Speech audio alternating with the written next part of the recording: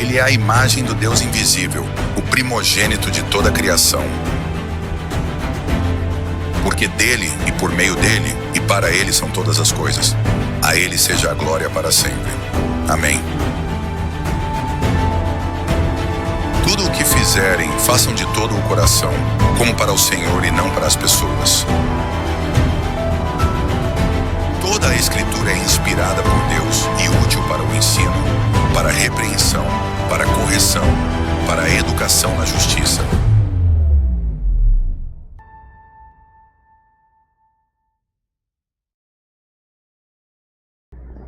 Queridos, convido vocês então a abrir as Bíblias de vocês neste salmo que a gente leu no começo, Salmo 32.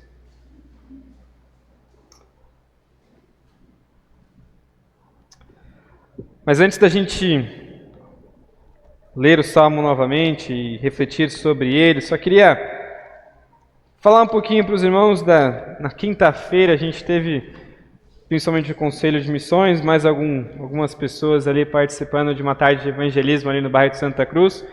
E, queridos, foi um tempo muito especial. Foi uma conversa muito natural com algumas pessoas, algumas permitindo a gente entrar em casa. O irmão José ali, a gente conversou com alguns. O irmão José já planejou um show ali de viola numa próxima oportunidade, quem sabe. Tiveram outros contatos também. Um deles ali que a gente comentou ali no grupo, né, de um casal com uma necessidade bem imediata, e louvado seja Deus pela vida dos irmãos que prontamente já responderam e ofertaram ali com algum mantimento para que a gente pudesse acompanhar esse casal, estar junto. Claudete esteve ali junto com aquele casal ali, e a gente quer criar outros contatos, então orem por isso, orem por oportunidade de evangelismo, planeje-se para numa próxima estar lá. Até o irmão José comentou numa oportunidade que ele esteve ali no asilo hoje, que quem sai edificado também somos nós, né? Muito mais, às vezes. Então pense nisso, pense em programar. A gente teria outras oportunidades, mas obrigado por aqueles que oraram e por aqueles que se envolveram também ofertando ali algum mantimento dentro dessa necessidade. Convido vocês então, como eu mencionei, Salmo 32.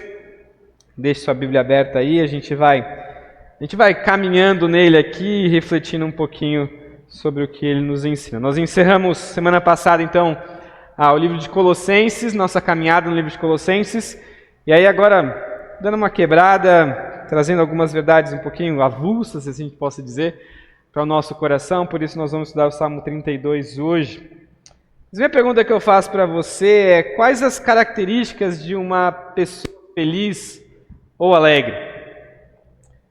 Ou melhor, talvez, para ajudar ainda você a pensar, o que uma pessoa precisa ter ou ser para ser feliz?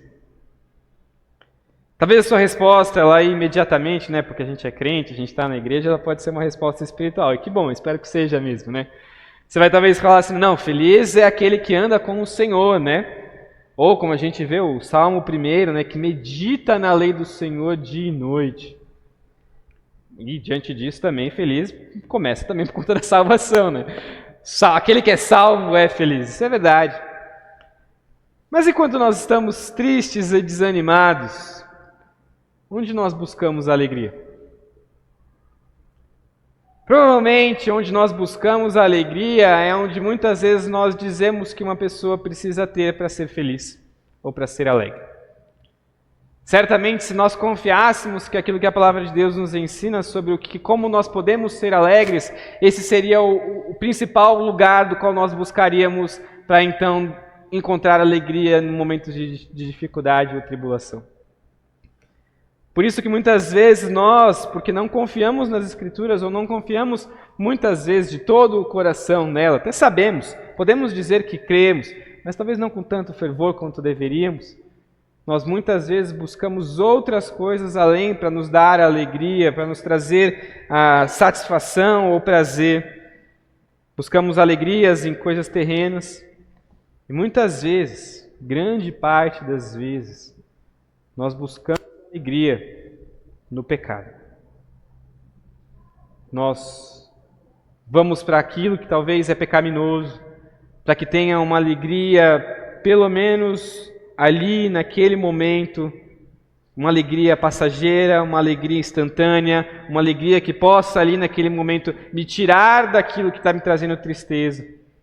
Essa é uma realidade da nossa vida e do nosso coração.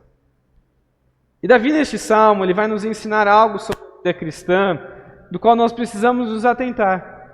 Algo que nos ensina sobre a alegria, algo sobre uma doutrina da alegria, sobre quem de fato é feliz. E assim também, que nós deveríamos ter isso como verdade em nossas vidas, para que a nossa alegria, a nossa felicidade fosse moldada por estas verdades. Obviamente, por diversos lugares nas Escrituras você vai encontrar onde nós podemos encontrar alegria no todo. Como nós podemos encontrar de fato alegria, e aqui é uma dessas partes para você encontrar alegria. E Davi vai nos ensinar quanto a isso. E aí, como grande ideia, então, bem-aventurado o pecador que confessa e encontra o perdão no Senhor. Tanto que é isso que Davi começa nos ensinando aqui, sobre essa doutrina da alegria, dos versículos 1 ao 5, ele vai dizer que os perdoados são felizes. Ele começa dizendo para a gente ali no versículo 1 e 2, olha comigo. Bem-aventurado aquele cuja transgressão é perdoada, cujo pecado é coberto. Bem-aventurado é aquele a quem o Senhor não atribui iniquidade e em cujo espírito não há engano. Davi repete aqui para a gente duas vezes a palavra, as duas palavras ali juntas, essa palavra composta, bem-aventurado.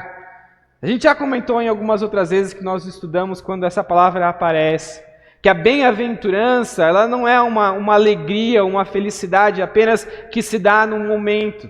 Tanto que alguns talvez traduzem até, com uma tradução até bem mais livre, como sorte, sortudo. Não como a sorte no sentido místico, mas de qual ele tem algo bom para ele, esse aspecto. É alguém que encontra uma felicidade duradoura, é alguém que tem alegria completa e suficiente em sua vida. Este é bem-aventurado. E essa bem-aventurança, ela não se dá quando as circunstâncias mudam. Essa bem-aventurança se reflete não só ao seu estado, mas sim sobre quem ele é. Por isso que ele nos diz, bem-aventurado é aquele. É uma realidade do qual ele pode se identificar como bem-aventurado. Ele nos ensina aqui que bem-aventurado é aquele que é, primeiramente, perdoado. Ele nos diz, bem-aventurado aquele cuja sua transgressão é perdoada e o pecado é coberto. Transgredir é a ideia de ultrapassar uma linha, e principalmente não é simplesmente uma linha qualquer, mas uma linha moral. A linha moral de Deus, daquilo que Deus define o que é certo ou errado, e Ele define isso a partir do seu próprio caráter. Deus é fiel, e quando nós somos infiéis, nós passamos essa linha moral daquilo que Deus define o que é correto, porque ofendemos o seu caráter. Deus é um Deus verdadeiro e quando mentimos, ofendemos o seu caráter. Enfim, é isso que Davi está nos dizendo aqui. Essa realidade de nós transgredirmos, ofendemos, passarmos da linha quanto àquilo que é correto, de passarmos daquilo que é moral e que é certo, e assim ofendemos a este Deus. Mas Davi está nos dizendo que a bem-aventurança está para aquele que tem tudo isso perdoado. E o paralelo aqui, ele ainda nos diz, aquele cuja transgressão é perdoada e cujo pecado é coberto. Tanto as duas ideias de perdão e coberto, no sentido de que aquele que é bem-aventurado, ele tem a cobertura do perdão de Deus completa sobre ele. No versículo 2, ele ainda nos diz, bem-aventurado é aquele do qual Deus, o Senhor, ele não atribui iniquidade. Coloca sobre ele culpa em sua iniquidade. E não só isso, ele vai dizer ali que ele no espírito não há engano. Então a ideia aqui que ele vai dizer para a gente é tanto a realidade daquele que então tem o perdão de Deus e Deus não mais atribui culpa sobre ele. O seu perdão está cobrindo ele por completo. E ele já não mais existe engano, um engano próprio. do qual muitas vezes nós fazemos para com nós mesmos. No sentido de que, quando nós pecamos, nós queremos enganar a nós e enganar a Deus, dizendo estar certos no nosso pecado. Quando nós queremos continuar vivendo em pecado, nos enganamos achando que isso é a maneira correta de se viver, que é isso que traz alegria, que é isso que traz satisfação para essa vida, mas isso não é real. E é isso que Davi está nos dizendo. Para aquele que é perdoado, ele não se engana e não tenta mesmo enganar o próprio Deus, achando uma espiritualidade que não é real. E essa alegria ao homem, ela se dá em dois aspectos aqui. O primeiro deles é que, quando nós olhamos a história como um todo, e entendemos como que isso se aplica às nossas vidas hoje, pessoas que já não fazem mais parte do povo de Israel, pessoas que hoje sim fazem parte do povo de Deus, mas fazem parte do povo de Deus por meio de Cristo Jesus. Não por raça, não por descendência, mas porque Cristo Jesus tornou isso possível. Porque em Cristo nós não temos mais culpa, porque nós somos justificados. Paulo, lá em Romanos capítulo 4, ele cita esses dois versículos aqui, ele explora a ideia da justificação, na ideia de que Deus, o Senhor, ele já não mais atribui iniquidade para aqueles que estão em Cristo, uma vez que agora nós que estamos em Cristo, o que foi atribuído a nós é justificação. A realidade agora de que aquele que é justo nos tornou justos. Para que nós, ao nos chegarmos diante de Deus, Deus não olha mais para nós e diz, você não pode estar aqui porque você é culpado. Mas por conta de Cristo Jesus, nós temos justiça. Romanos capítulo 4, ele ainda vai dizer, explorando essa ideia de que foi pela fé que Abraão foi justificado. E nós experimentamos dessa mesma realidade quando cremos em Cristo Jesus. Deus, ele não vem mais para atribuir culpa, porque a sua justiça está sobre nós, está sobre aqueles que estão em Cristo Jesus. E queridos, existe alegria nisso. Isso deveria encher o nosso coração de alegria. Saber que este Deus, Ele não nos olha mais a fim de atribuir o seu castigo e o seu castigo eterno, mas Ele olha para nós agora que por conta de Cristo Jesus são pessoas justificadas, são pertencentes a Ele. Nós agora temos os nossos pecados perdoados. Isso deveria fazer com que a gente pulasse de alegria. Porque Davi está nos dizendo, bem-aventurado é você que tem essa realidade sobre a sua vida. Eu sei que o nosso coração é influenciado pelo nosso pecado. Ele vai nos dizer que não são essas coisas que nos dão alegria. Nós precisamos de mais e precisamos de outras coisas.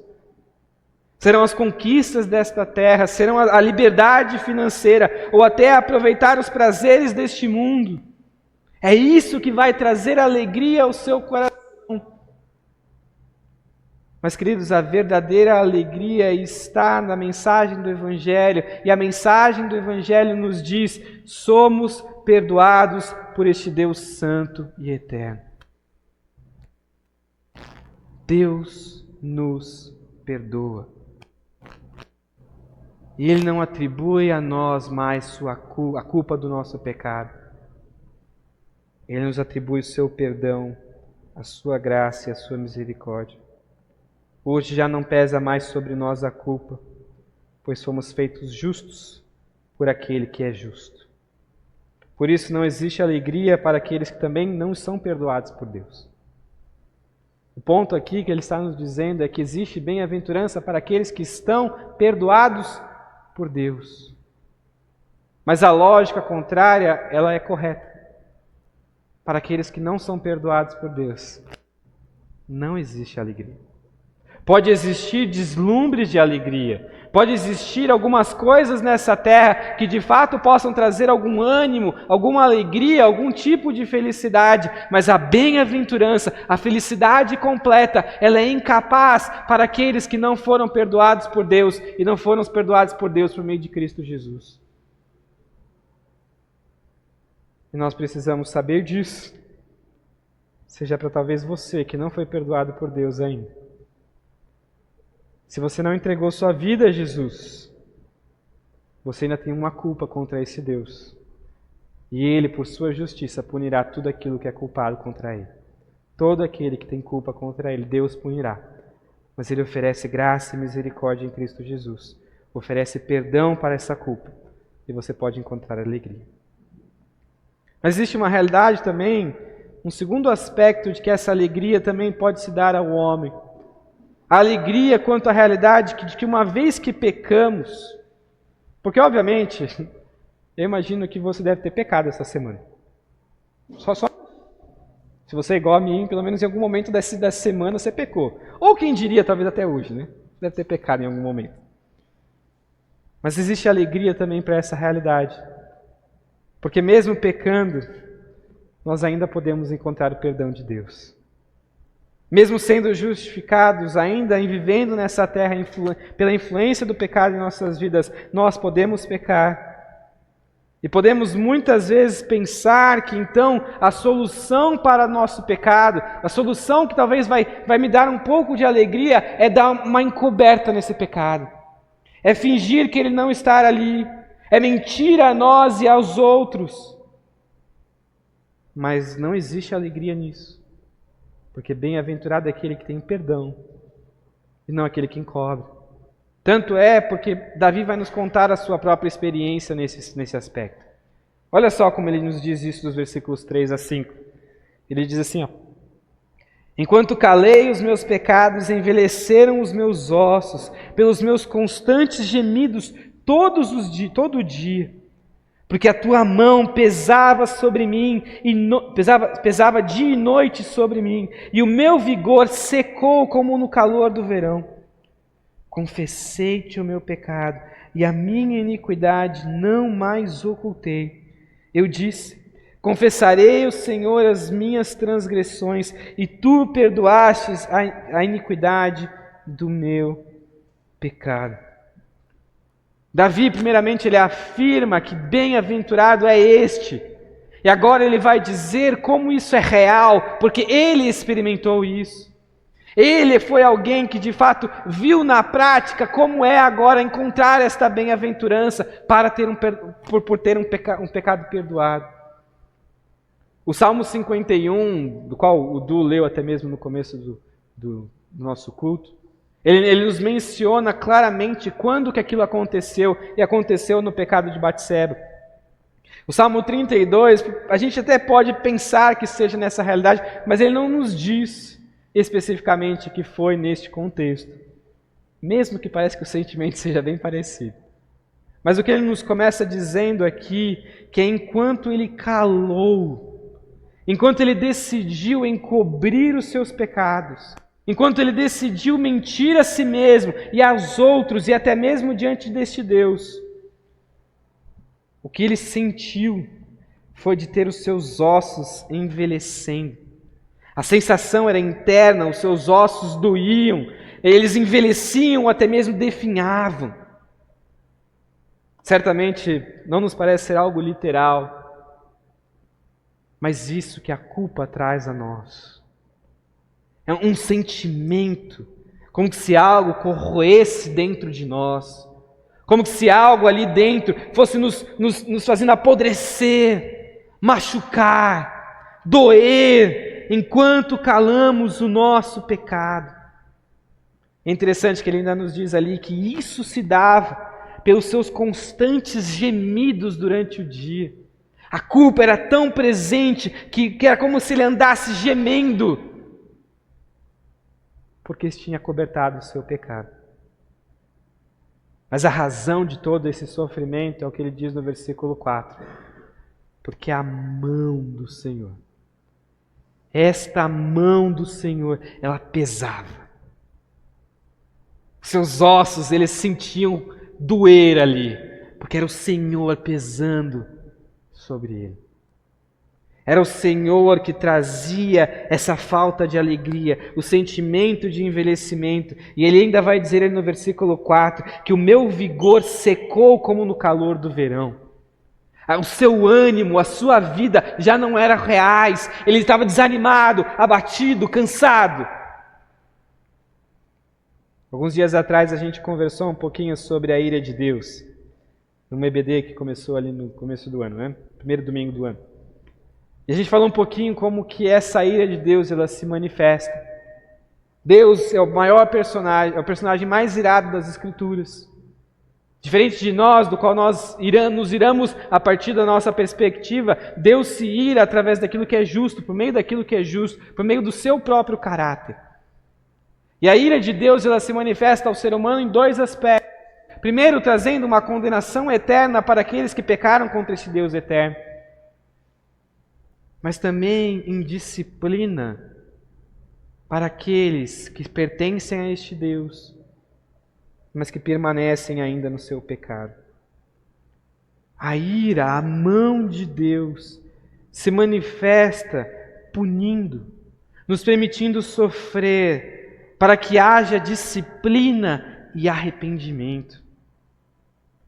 Queridos, eu não sei se você tem sentido isso hoje. Eu não sei se esse é o seu sentimento, como que se Deus estivesse pesando a mão sobre você. O meu desejo para com você, sabe o que você faça com isso? Que você saia daqui louvando a este Deus. Porque o pesar de Deus é para que você se arrependa. É porque Ele te ama. É porque a graça dEle está sobre você.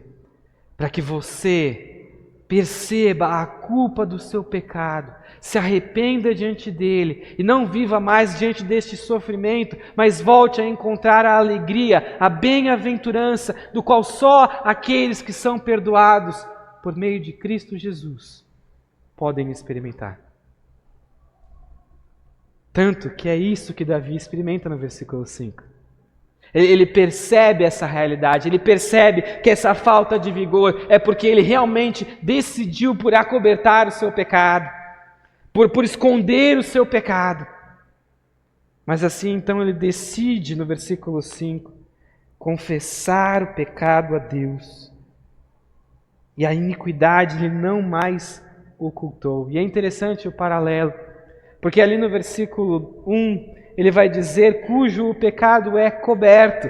E agora ele está descobrindo o seu pecado. Não de que ele está...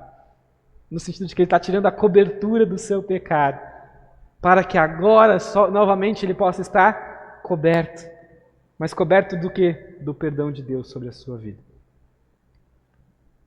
E é isso que, na verdade, o Davi aqui experimenta. E ele experimenta, então, diante disso, ele confessa o pecado diante de Deus.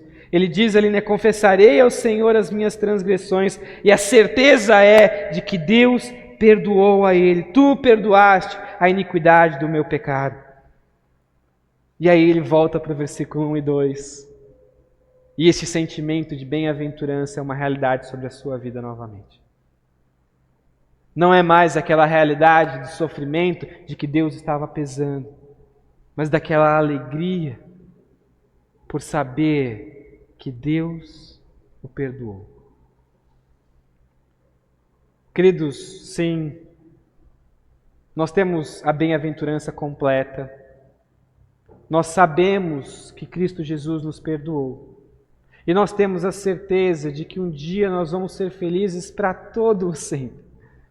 Não existirá mais nenhum sofrimento que tire a alegria de estar com nosso Senhor e Salvador. Porém, enquanto ainda vivemos nessa terra, por mais que a bem-aventurança possa ser um estado real sobre nós, é algo que nos pertence, nós somos bem-aventurados porque fomos perdoados.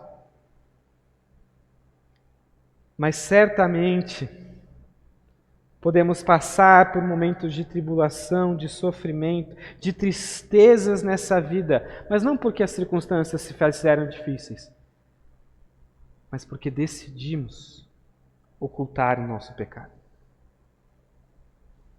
E talvez você hoje tenha experimentado este sentimento de Davi. Sentimento que talvez pode ser por duas razões. Primeiro, porque você talvez ainda não confessou todos os seus pecados diante deste Deus. Não pediu o perdão dos seus pecados. De seus pecados que te trazem um castigo eterno uma vez que você ofendeu a este Deus eterno. O meu convite, se essa é a sua realidade, é que hoje você confesse e você suplique pelo perdão de Deus. Creia na obra de Cristo Jesus, que pelo seu sangue derramado ali por você, oferece perdão para que você possa se aproximar deste Deus. E a segunda razão talvez é porque você realmente tem escondido o seu pecado. Você tem mentido a si mesmo, dizendo que é melhor que eles permaneçam escondidos. Isso não é verdade.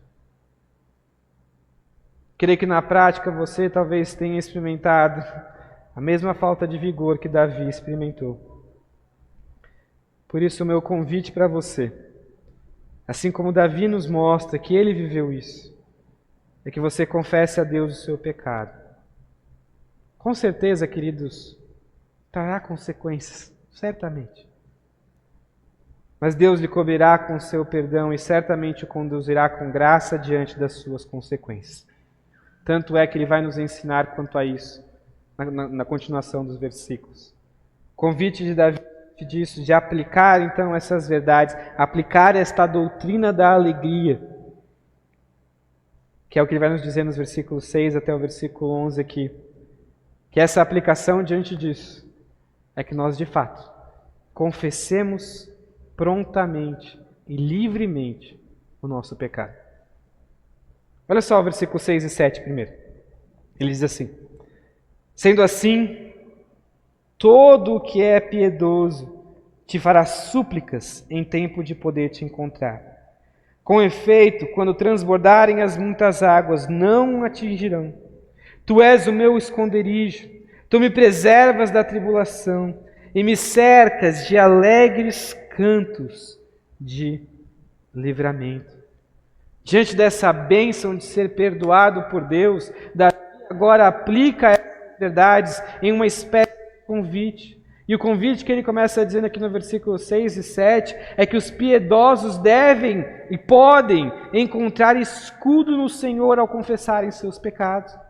Tanto que ele começa dizendo, sendo assim, ou como na versão que o Felipe leu no começo para a gente, portanto, uma vez que dos versículos 1 a 5 são verdades, uma vez que nós encaramos eles como reais e presentes, aquilo que nós temos que fazer como que de imediato diante dessas verdades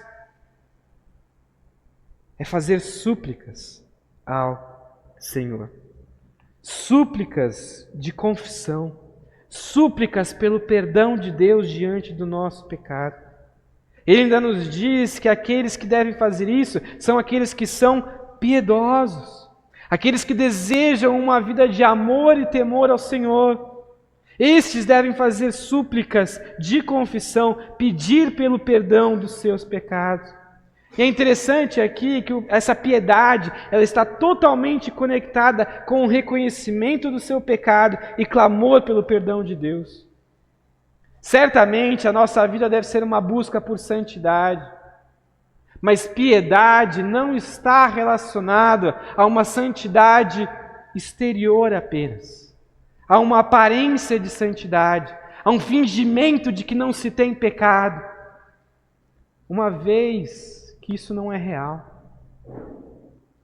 Santidade, piedade, está no fato de que nós reconhecemos e devemos reconhecer que enquanto vivemos ainda nessa terra, vamos pecar.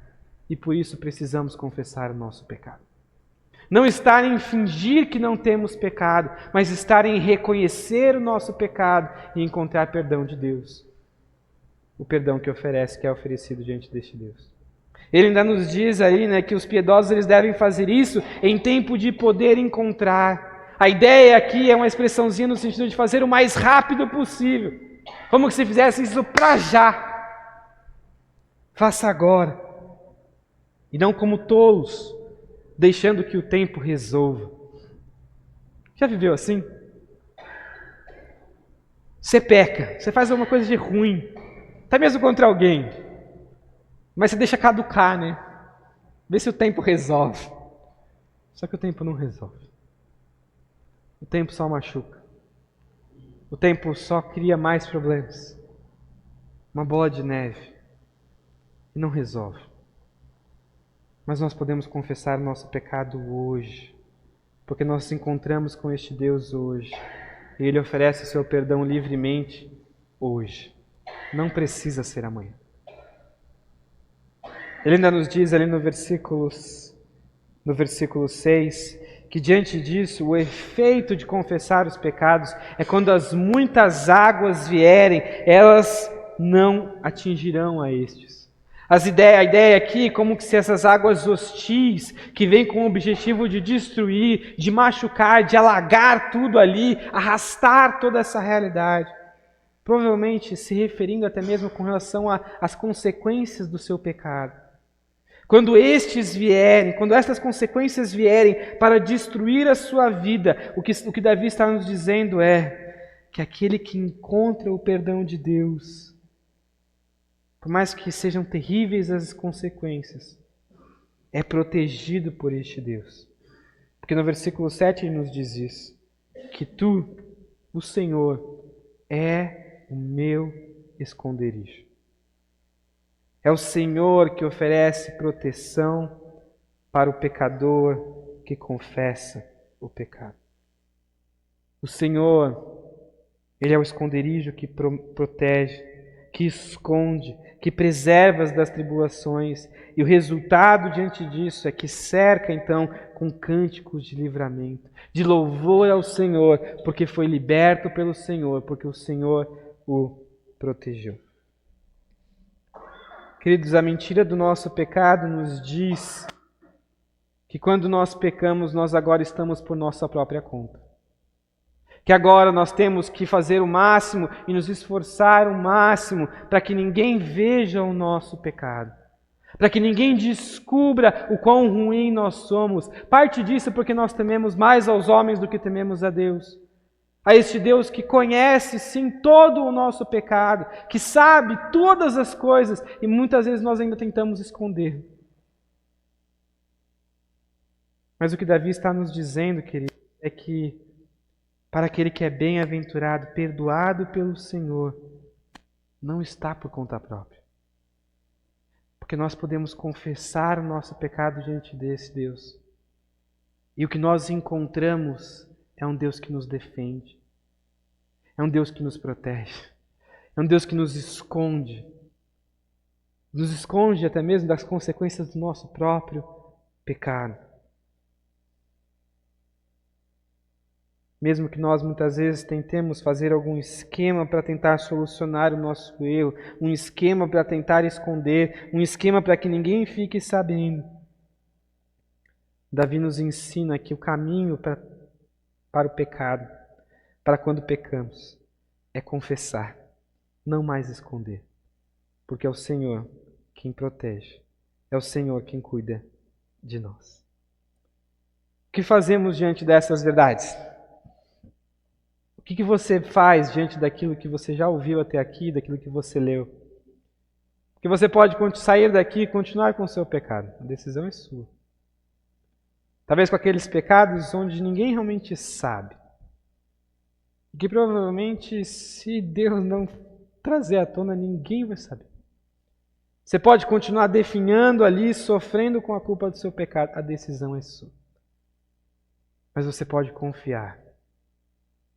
Não mais em você mesmo, mas neste Deus que oferece o seu perdão e que oferece proteção, esconderijo e cuidado a você. Mas você pode fazer isso talvez daqui a 1 mês, 2, 3, daqui a anos. Mas Davi nos chama a fazer isso hoje. Porque não fazer isso hoje, não fazer isso o mais rápido possível, Davi vai nos dizer que é tolice. Olha só como ele nos mostra isso nos versículos 8 até o versículo 11. Ele diz assim: Eu instruirei e lhe ensinarei o caminho que você deve seguir, e sobre as minhas vistas lhe darei conselho. Não sejam como o cavalo ou a mula, que não têm entendimento, que são dominados com freios e cabrestos. Do contrário, não obedecem a você.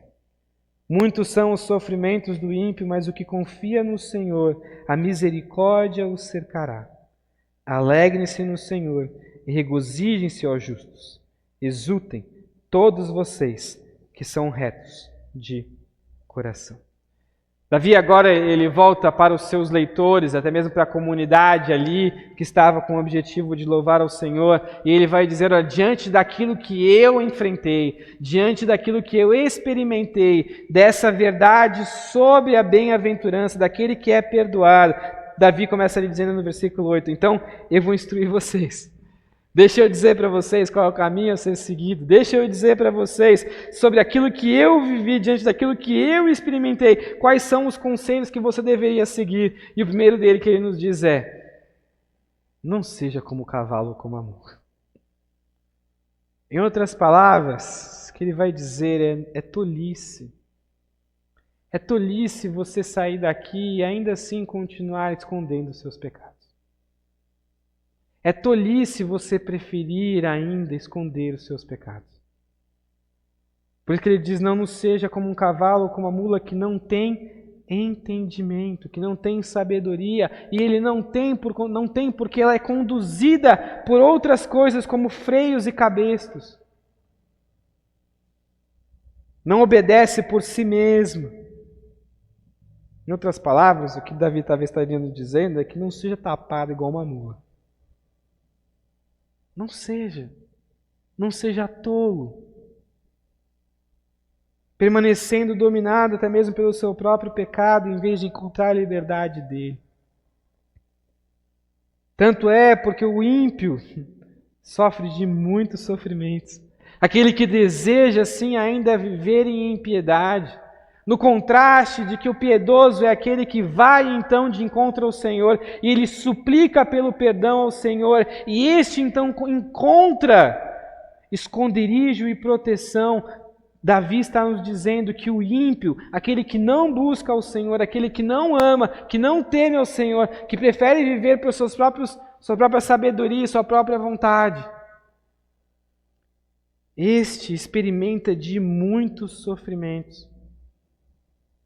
Mas aquele que confia no Senhor, aquele que não deseja viver em impiedade, aquele que tem a sua fé depositada no Senhor, este tem a certeza de que a misericórdia de Deus o cerca. Queridos, o nosso pecado também nos mente, dizendo para nós que nós não somos mais merecedores de Deus. Quando nós pecamos, nós podemos acabar dizendo a nós mesmos, dizendo que Deus não vai nos perdoar, de que Deus ele não tem esse desejo para conosco, e se eu tentar buscar a Deus, Deus vai trazer mais culpa, mais condenação. Mas Deus ele não é como nós, e graças a Deus por isso. Nós fazemos isso. Quando alguém peca contra nós, nós somos mais irados. Buscamos uma justiça maior até do que às vezes o próprio Deus nos trata. Porque aqueles que confiam, que dependem do Senhor, que colocam a sua fé no Senhor, que confessam os seus pecados diante dele, a certeza de que a sua misericórdia está ao seu redor. Deus oferece misericórdia ao pecador perdoado. E assim, o resultado é o que ele vai dizer no versículo 11. Alegrem-se no Senhor e regozijem-se, ó justos. Exultem todos vocês que são retos de coração. Aqueles que, ouvindo essas palavras e confessam prontamente, são capazes de se alegrar no Senhor. Queridos, a nossa alegria, a nossa satisfação, a nossa felicidade, aquilo que diz como nós devemos viver felizes, não é este mundo, não são as coisas deste mundo, mas é o Senhor. Este Senhor que nos perdoa, e nos perdoa por meio do seu Filho, Cristo Jesus. É nele que nós podemos nos alegrar. É nele do qual nós podemos exultar, porque ele nos faz retos, justos, porque Cristo Jesus é justo e nos torna justos. Querido, eu não sei como está o seu coração hoje, mas eu sei que, se ele é parecido com o meu, alguns pecados se fazem presentes nele. Eu sei disso, porque eu estou aqui avaliando o meu coração e certamente teria muitos pecados que trariam muita vergonha a mim, se eu dissesse aqui para os irmãos. De pecados que eu sei que eu tenho lutado para que eles permaneçam encobertos. Mas eu sei que para mim este texto me ensina, e eu gostaria que ensinasse a você também, que a solução não está em continuar acobertando os seus pecados. Mas a solução está em olhar para o Evangelho, saber que Cristo perdoa todos os nossos pecados e que por conta disso, por causa disso, nós podemos continuar reconhecendo eles diante do Senhor e diante das pessoas. Porque Deus, Ele é fiel e justo para nos perdoar de toda iniquidade. Nós não precisamos continuar mentindo, é isso que 1 João nos ensina. Cristo Jesus nos perdoa. Ele é fiel e justo. Ele oferece perdão. E Ele pode te oferecer perdão hoje para o seu pecado.